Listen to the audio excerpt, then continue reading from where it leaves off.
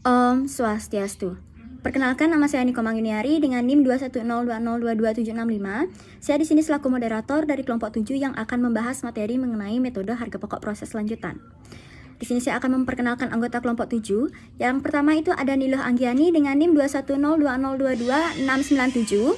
Yang kedua ada Nikade Andriani dengan NIM 21020222711. Dan ada saya sendiri Niko Mangginiari dengan NIM 21020222765.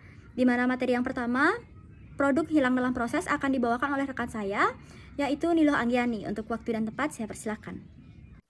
Baik, di sini saya akan memaparkan materi yang pertama, yaitu mengenai produk hilang dalam proses. Produk hilang dalam proses ini dibagi menjadi 6, yaitu yang pertama adanya produk hilang dalam proses, di mana dibagi lagi menjadi 2, yaitu produk hilang awal proses, dan yang kedua produk hilang akhir proses. Yang kedua, yaitu adanya produk rusak atau dalam proses, atau yang sering disebut spoiled good, di mana produk rusak adalah produk yang mutunya tidak sesuai dengan standar mutu yang telah ditentukan dan tidak dapat diperbaiki lagi. Dan yang ketiga, yaitu adanya produk cacat dalam proses atau defective good, di mana perlakuan produk cacat tergantung penyebab timbulnya produk cacat, yaitu yang pertama yaitu produk cacat bersifat normal, dan yang kedua produk cacat karena kesalahan. Yang keempat yaitu adanya tambahan bahan setelah departemen awal. Adapun pencatatan tambahan bahan baku tersebut di departemen lanjutan adalah sebagai berikut. Yang pertama yaitu apabila tambahan bahan baku tersebut tidak menambah unit produk, maka tambahan bahan baku itu hanya dicatat menambahkan biaya produk tanpa mempengaruhi perhitungan unit ekuivalen departemen bersangkutan.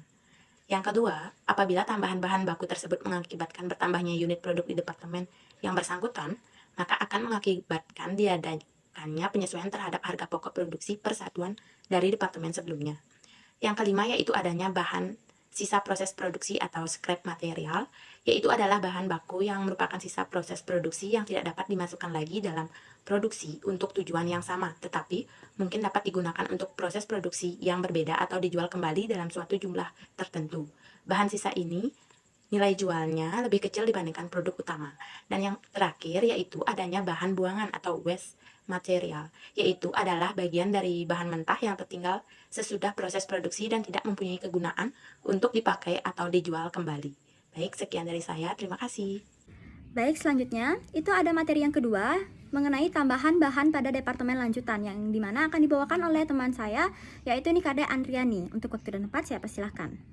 Di sini saya akan melanjutkan materi yang kedua, yaitu tambahan bahan pada departemen lanjutan. Tambahan bahan baku ini mempunyai dua kemungkinan, yaitu kemungkinan yang pertama adalah tidak menambah jumlah produk yang dihasilkan oleh departemen produksi yang mengonsumsi tambahan bahan baku tersebut. Jika tambahan bahan baku tidak menambah jumlah produksi yang dihasilkan, maka tambahan ini tidak berpengaruh terhadap perhitungan unit ekuivalensi produk yang dihasilkan. Dan sebagai akibatnya tidak mempengaruhi perhitungan harga pokok produksi persatuan produk yang diterima dari departemen produksi sebelumnya. Kemungkinan yang kedua adalah menambah jumlah produk yang dihasilkan oleh departemen produksi yang mengkonsumsi tambahan bahan baku tersebut. Jadi, jika terjadi tambahan produksi yang dihasilkan dengan adanya tambahan bahan baku dalam departemen lanjutan setelah departemen produksi pertama, maka hal ini akan berakibat diadakannya penyesuaian harga pokok produksi persatuan produk yang diterima dari departemen produksi sebelumnya. Penyesuaian ini dilakukan karena total harga pokok produk yang berasal dari departemen sebelumnya yang semula dipikul oleh jumlah tertentu, sekarang harus dipikul oleh jumlah produk yang lebih banyak. Sebagai akibat tambahan bahan baku tersebut, akibatnya harga pokok produk per unit yang berasal dari departemen sebelumnya menjadi lebih kecil. Sekian yang dapat saya sampaikan, terima kasih. Baik, sekian pemaparan materi dari kelompok 7. Dari pembahasan dapat disimpulkan bahwa metode harga pokok proses merupakan metode pengumpulan biaya produksi yang digunakan oleh perusahaan yang mengolah produknya secara massal. Di dalam metode ini, biaya produksi dikumpulkan untuk setiap proses selama jangka waktu tertentu, dan biaya produksi persatuan dihitung dengan cara membagi total biaya produksi dalam periode tertentu dengan jumlah satuan produk yang dihasilkan dari proses tersebut selama jangka waktu yang bersangkutan. Tambahan bahan baku di departemen lanjutan mempunyai dua kemungkinan, menambah jumlah produk yang dihasilkan dalam departemen yang bersangkutan.